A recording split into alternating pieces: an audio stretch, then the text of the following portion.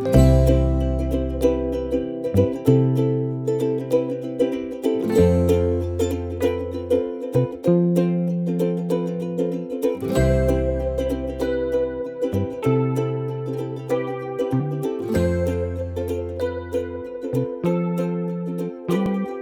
哋今日整氣炸蒜香羊架，材料有羊架、蒜頭、鹽、黑椒同埋適合煮食嘅橄欖油。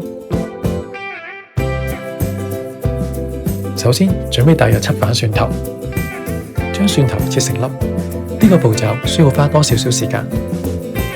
如果唔想咁麻煩，可以用現成買嘅蒜蓉都得，不過新鮮嘅蒜蓉會好食啲。跟住處理羊架。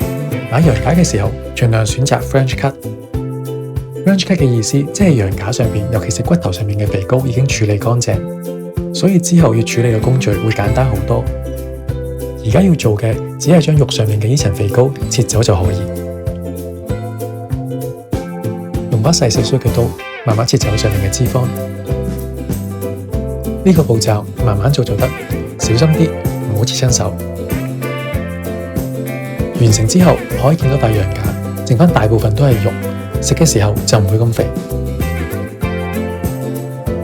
然後可以醃羊架，落少少鹽、黑椒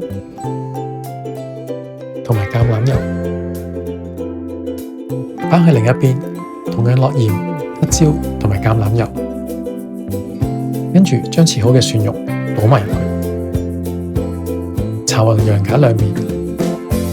然後將羊架放入保鮮袋，醃最少3個鐘。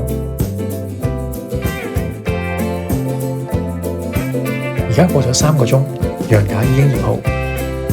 氣炸鍋用185度預熱，將羊架肉向上氣炸10分鐘。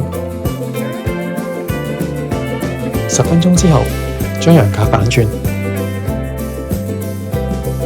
氣炸多10分鐘。而家過咗10分鐘，將羊架再反一次，氣炸多3分鐘。而家過咗3分鐘，一共氣炸咗23分鐘。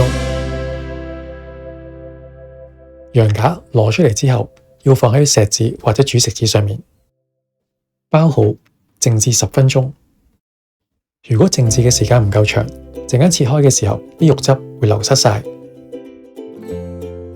而家過咗10分鐘。羊架已經食得，切開羊架睇下，呢個大概7成熟。如果鍾意食熟啲或者生啲，可以因應返屋企嘅爐具調整氣炸嘅時間。